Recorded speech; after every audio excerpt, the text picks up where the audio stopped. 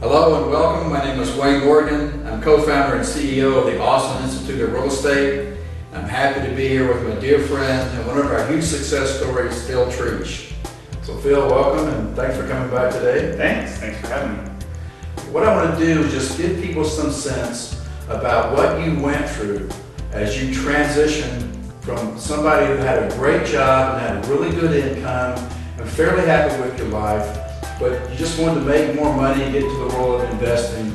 I think there's a lot of fear, and to me, sometimes what I fear most are things I don't know anything about. I fear the unknown. And I think, we're all kind of like that in some way. And I really admire and respect what you've done in the past several years. As you transition, you had this dream, this vision, and you went out and you did it. Thanks. So, thank you. I'm really proud of you. It's a great story. Well, so can you kind of share with them what went through your mind and how you did all that? Sure, absolutely.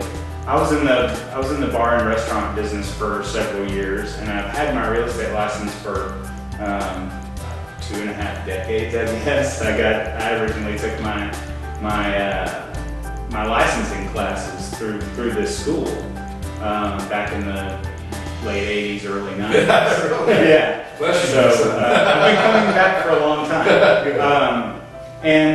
And basically I had some friends that were getting started into investing in real estate in the early 2000s.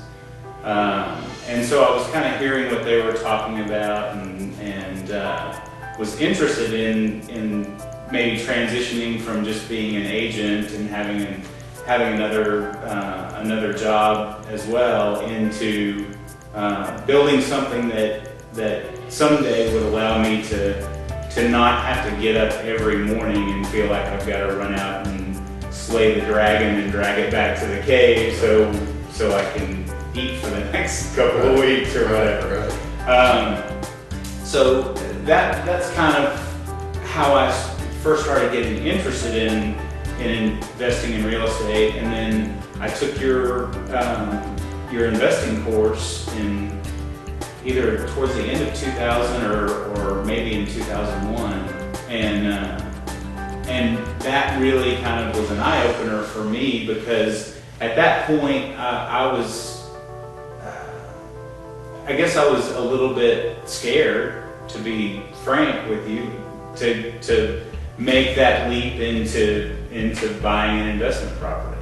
I see two things. First of all, if I could just reiterate, you're looking for a way to create some passive income. So you're going from earned to unearned, or from active or work-related to passive income. Exactly. Okay. And the second thing is this fear you said about making that transition. And the transition is really from the industrial age, where you're making money with your body, to the information age when you're making money with your mind. Yeah. Right? That's really the biggest leap when you go from a job into the world of investing. Yeah, and don't get me wrong, I enjoyed what I was doing. I enjoyed being an agent in the real estate industry and helping people buy a house or find an apartment to lease or whatever. Right. And frankly, I enjoyed working in the bar and restaurant business. It was fun, and bands are playing, people are having cold adult beverages, and they're having a good time. Right. I mean, it's pretty rare that you have a really bad day in that business. Right. But I also didn't want to be the old guy behind the bar. Right. In my mid to late 40s. That's one thing you never want to be, right? The oldest guy in the bar. That's right. Even if you're, So that was the thing for me, was just to try to learn about investing in real estate and build some confidence to make that leap. And what about the course did that, if anything? I think that the important thing to me is a lot of late night TV infomercials and a lot of books on the shelf at the bookstore and a lot of people who talk about investing in real estate. They have the flavor of the month or the flavor of the year strategy of, okay, here's how I went out and made a bunch of money doing transactional investing. Because there's transactional investing where you're buying, fixing up, and selling a property, or you're finding a deal on a property, and even though you don't have the money to do it, you're passing it along to another investor who does have them. Those are transactional things, much like helping somebody buy a house or lease an apartment. It's fee for service income. Exactly. Right. You go out, you find a deal, you do a deal, you get paid, and then that's it. You got to go find another one. Right. And so, so it was learning the principles of long-term passive income investing. The kind of, I guess I kind of think of it as if your grandfather sat you down and talked to you about common sense investing for the long haul, that's what he was just, you guys teach principles that survive over time, not this is the latest gimmick of how to do some transactions and make a little bit of money, but then at the end of the day, you've got to figure out, okay, what's the next gimmick I or strategy. appreciate that. You got no idea how much I appreciate that comment, because I do think that is what separates us from the wannabe investors, or the guys who claim to be investors. But it's the principles, not the theories, that get you through the bad times as well as the good. Yeah. Most cash flow assets are acquired at the top of the market because people violate the principles, and they give them back at the bottom. Yeah. And the goal is to acquire them, no matter whether you're at the bottom or the top, by using and studying and applying the principles of investing. So you hold them no matter what the economy is doing. Right. And I appreciate your comment. one of the things that you taught us in that class, and you know this, but I've been back to it 7 or 8 or 9 times at least, because you always learn something new each time you come, and you meet new like-minded people and all that kind of stuff. I think that's what got a lot to do with your success too. Because you keep repeating, you repeat. And that's the same thing people would say to me when I was on the road with Kiyosaki. They go, why are you going back? You've done the class 10 times. And so when I do it 30 times, I'll understand it. Right. So there's always something more to learn. new to learn. Always. Yeah. And so, and particularly because when you make that step into doing this, particularly when you make it to doing it full time all the way, all in with no parachute, you're gonna evolve and grow in the business. And so the 5 or 6 or 7 things that I took away from the first one got me so far, and then I needed the other half dozen or 10 things that I learned the second or third time that I came, that kind of thing. Because there's just, if you're not continuing to kind of perfect your craft and learn more and add on layers of experience and knowledge, then you will get left behind. You won't be able to keep expanding what you're doing. So that's what I appreciate a lot about what you did, because you did what I call the classic method of how we were designed to learn. Some things you can learn from a book. Some things you have to learn by doing. Sure. You did a combination of both. And I think a lot of times what's missing in our traditional educational system is we have information given to us, and then we're tested to test our knowledge of the information. We don't really learn anything. We memorize some answers. Right. Because you really learn by doing. So oftentimes what's missing is the opportunity to apply what we've learned, to see what we've really learned, because the real test takes place in the real world when you get the result. Oh, absolutely. And that's what I like about what you did. You came in, you learned some things, but you knew you really didn't know. So you went out and you did some things, and you successfully discovered what you didn't know. Right. You came back and learned some more things. Then you went out again. He's coming in, he's going out. He's coming in, he's going out. And you applied what you learned, which, oftentimes that's the hardest part. The biggest thing to get past is the fear of making mistakes and going out there and applying what you've learned. And that's what I really respect about you. You came back and you learned, you went out and applied it. And what do you think was the hardest 1 or 2 things in your evolution? I mean, the barriers And I'm talking mainly about the mental barriers, because Right. sometimes we make things harder than they are, or we talk ourselves out of being successful. So Yeah. was there a thing or two, or a thought or two that you really had to fight to overcome to push yourself forward? Sure, and I would say it's probably, to some degree, you continue to learn the same lesson more than once, but in a broader sense. Like the first property that I invested in was a duplex that I lived in one half and had a tenant in the other. And I was convinced in my mind that I was not financeable because of my credit.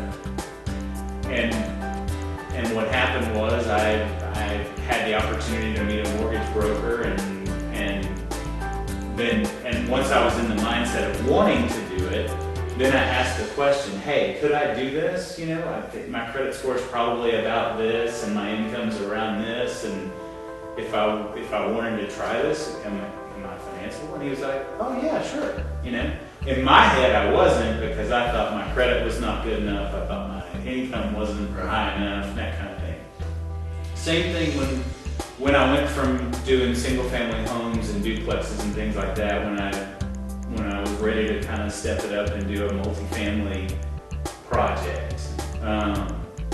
I had to sort of relearn that lesson of, okay, well, I'm not sitting on a gigantic pile of cash, and this is my first property of this size and magnitude to do. Is this, am I going to be able to pull this off? Principles that you taught in the classes that I've taken is that if you find a good deal, the money is there. There are people out there who want to invest in real estate, who want to lend on real estate, and they're just looking for the right deal and the right person to operate the deal. About a year ago, we wrapped up a deal. We purchased 33 condo units. It was kind of a broken condo deal. It was originally built in the 80s as condominiums. They sold a few of them.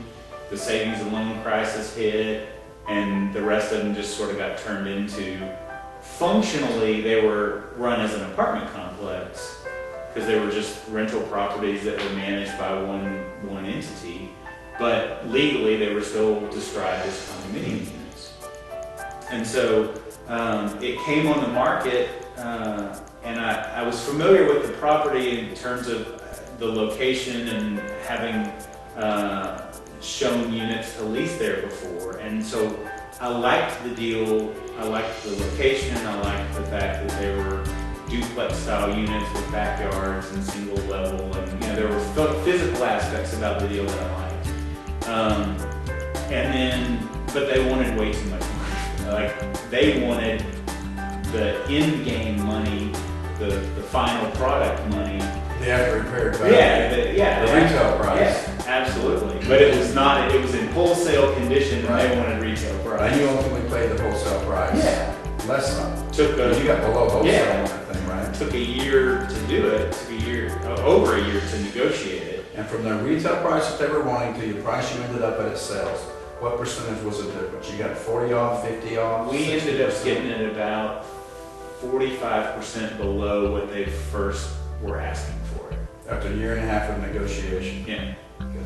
And a year of that was quiet time. Like, we negotiated for 6 months, then it seemed like the deal was dead, and we didn't hear from them literally for almost exactly a calendar year.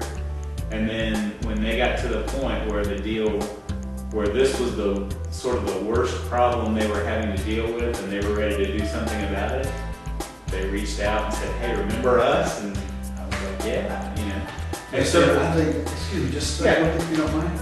I think it's a great point for our viewers to understand, is you have to have your criteria.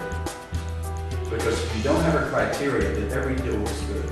Yeah. If you have a criteria and you want to not violate your terms, not violate your criteria, I will buy this property under these circumstances, but I won't pay any more than this, because this is what's worth to me. See, every investment is unique to every investor. So while some investors may have paid more for the property than Phil would have paid, he knew his criteria were, he didn't violate it, I'll buy it at this price, and when they finally get down to your price. Because motivated buyers become motivated sellers, and motivated sellers are the ones who get in trouble. Yeah. So I really respect that. You never became a motivated buyer. Right. Right? And If I did, trust me, I'll take it. I've owned some real estate I wish I didn't know. I know, me too. And if you haven't gotten to that point, you just haven't owned enough real estate. I mean, something's going to happen that Someday. you're like, wow, I didn't see that. Why did I do this? They just figure it out and That's kind of the beauty of the business though, isn't it? That they're all different. yeah. No it two makes it deals fun, are yeah. alike. They're fun, Yeah. they're challenging. That's that experience you get going from deal to deal to deal. Yep. And you do exactly like you did. And that's exactly what we prescribe. Buy a duplex, live in one side, rent out the other. Don't go out there and buy a big apartment building. Don't buy a fixer-upper that requires tens of thousands of dollars. Take it easy. Take baby steps. Yeah. Learn a little bit. Yeah. Live it. Then you buy another one. Then you buy another one. You sell those and ratchet up and buy a big one. Then you buy a big fix. Next thing you know, you're doing these development deals like you're doing. And not only have I taken a lot of your courses several times, but I've also volunteered and helped staff them Right. so that I get to watch the game from the outside. And that is fascinating to see, because you have a certain perspective when you're in the game playing it during the class, but you have a completely different perspective when you're watching it happen from the outside and watching people follow the same patterns time after time after time after time when the result is the same. They're getting the negative result in the game, but they're locked into that pattern. Yes. What Phil's referring to is we use a thing called accelerated experiential learning because we do typically learn by doing. Then we create an environment where we have games and interactive activities where we put you into a game or situation that we play it and you look at the result. And chances are it's cheaper to learn in the classroom than it is in the real world. A lot cheaper. So we set up these games with real life situations in the classroom so you can learn by doing it. Then you have a chance to look at your behavior and decide, do I want to continue this behavior or is something about me that needs to change? Right. And once a person changes their behavior, typically they'll change their result. So it starts with the thought drives the behavior gives you a result.